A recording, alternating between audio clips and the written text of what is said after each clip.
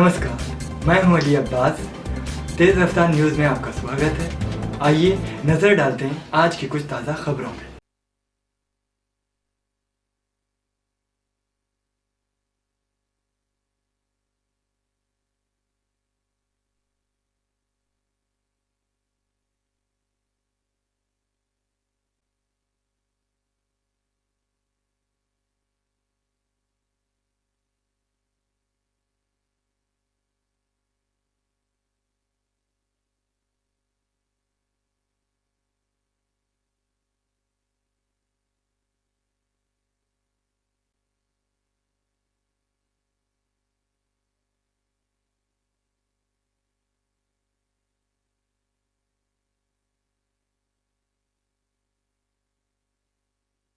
विवेक Shinde 129 air defence regiment.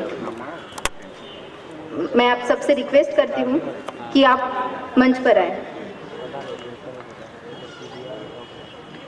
Colonel पीके Kapoor sir को मैं request करती हूँ कि वो भी मंच पर आए।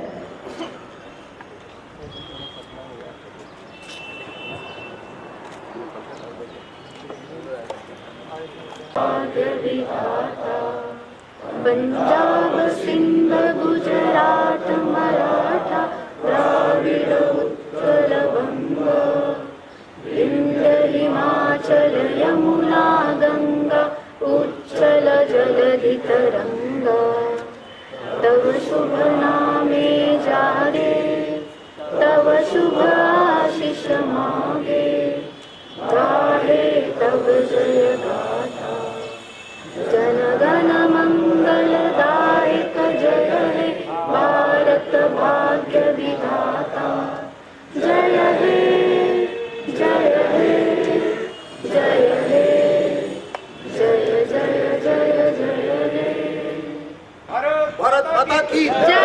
जय हिंद।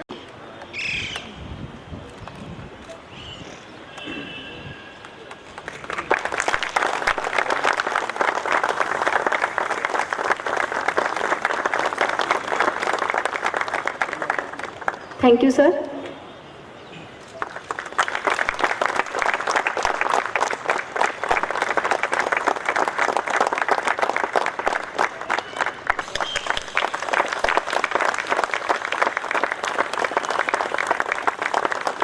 थैंक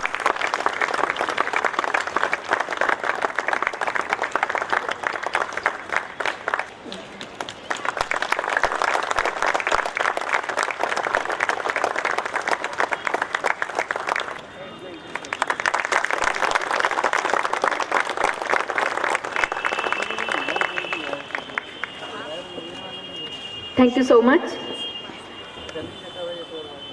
अब मैं प्रख्यात लेखक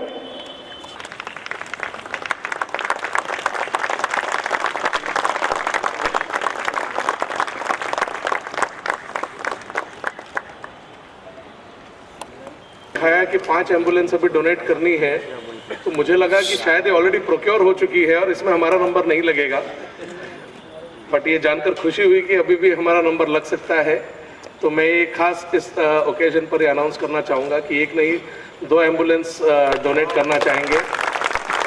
और विशेष तौर पर एम्बुलेंस भी साधारण एम्बुलेंस ना होकर कार्डियक एम्बुलेंस डोनेट करें, जिससे कि काफ़ी इमरजेंसीज को हम हैंडल कर पाएंगे यदि कार्डियक एम्बुलेंस हो तो। So I would like to make this announcement, one on behalf of Witty international school and one on behalf of Goregaon sports club. ऐसे 2 एम्बुलेंस हम आने वाली 8 जनवरी को डोनेट करेंगे। 8th of January we will donate these 2 ambulances. So thank you so much. धन्यवाद करती हूँ। उपस्थित हमारे सेना के जवान तथा सभी प्रतिष्ठित नागरिक का शुक्रिया अदा करती हूँ। मैं विटी ग्रुप इंस्टीट्यूशन के फाउंडर एंड चेयरपर्सन डॉक्टर विनय जी जैन तथा कर्मचारियों का अथर्व फाउंडेशन की ओर से आभार प्रकट करती हूँ। Thank you so much.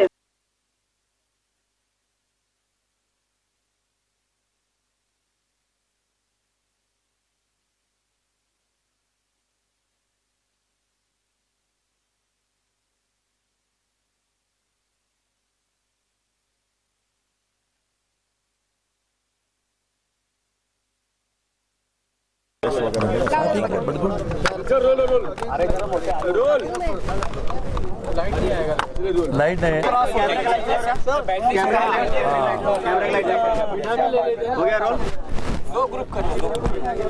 लगा दो यार, बेटा बेटा के नहीं, बेटा के हिंदी।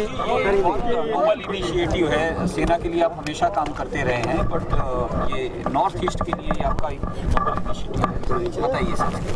अथर्व फाउंडेशन ये हमारी जो संस्था है कि लगातार पिछले 12 वर्षों से भारतीय सेना के जवानों के लिए लगातार बहुत सारे उपक्रम करती है। विशेष रूप से अपने सेना के जवान जो शहीद होते हैं वो शहीदों के परिवार के लिए लगातार अलग अलग उपक्रमों के माध्यम से हम उनके साथ जुड़े रहते हैं। भारत का एक इतिहास रहा है कि भारत शक्तिशाली अगर है, ताकतवर है, तो हमारे भारतीय सेना के, थल सेना के, जल सेना के, वायु सेना के जवानों की शहादत पे हिंदुस्तान बना हुआ है।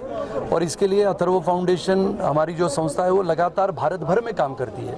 पिछले 2 वर्षों से कोरोना काल में हमने कोई कार्यक्रम आयोजित नहीं किया, मेरा प्रवास भी भारत में नहीं हुआ, लेकिन अरुणाचल प्रदेश से लेके दार्जिलिंग तक, या फिर अरुणाचल प्रदेश, आसाम, मेघालय, मिजोरम, मणिपुर, सिक्किम, नागालैंड, यहाँ पर के राज्यों में एम्बुलेंस देने का एक नई योजना हमने बनाई थी।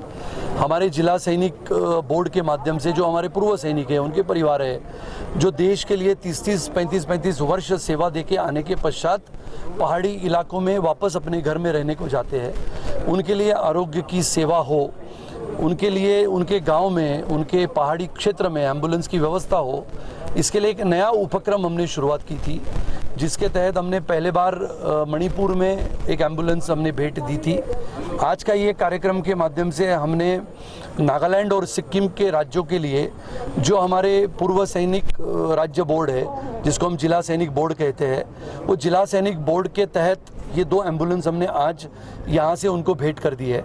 आने वाले समय में मिजोरम, मेघालय, सिक्किम जो है और दार्जिलिंग, यहाँ पर की जो सेवाएं हैं एम्बुलेंस की, वो भी हम करने वाले हैं। और ये उपक्रम अथर्व फाउंडेशन के माध्यम से लगातार चलते रहता है।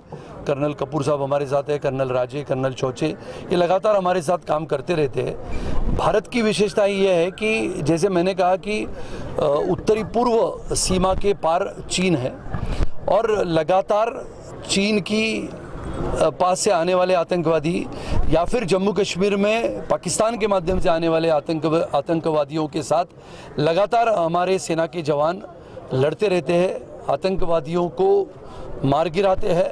लेकिन कभी ना कभी, कहीं ना कहीं, बहुत बार हमारे भारतीय सेना के जवान भी शहीद होते हैं। उनके शहीद होने के पश्चात उनके परिवार को ये लगे कि पूरा देश हमारे परिवार के साथ खड़ा है।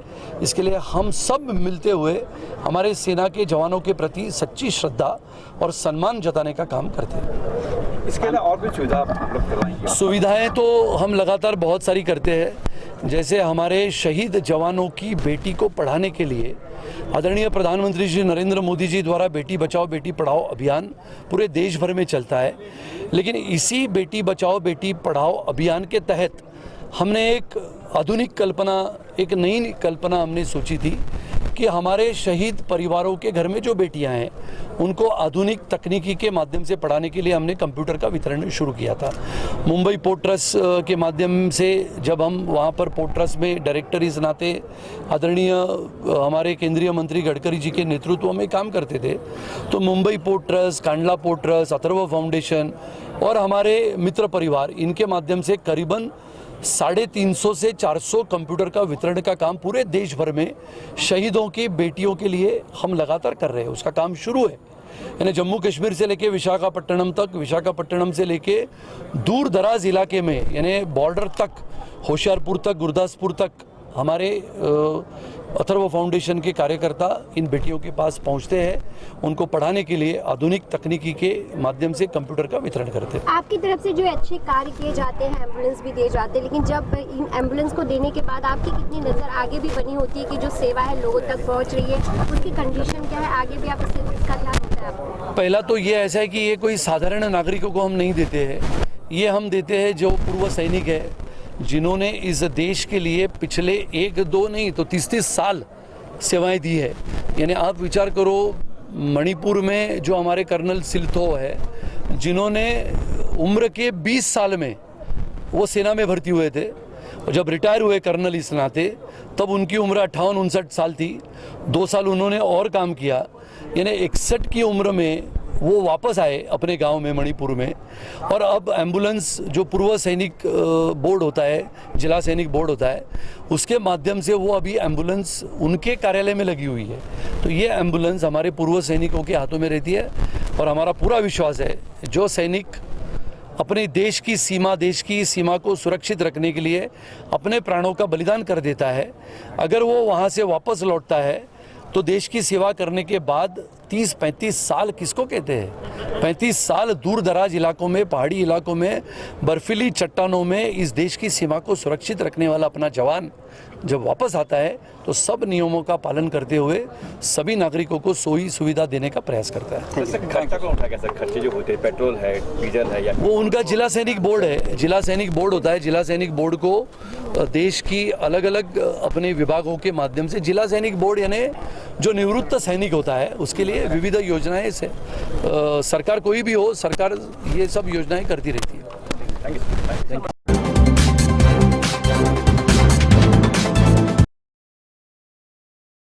नमस्कार, मैं हूं अली अब्बास। तेज रफ्तार न्यूज़ में आपका स्वागत है। आइए नज़र डालते हैं आज की कुछ ताज़ा खबरों में।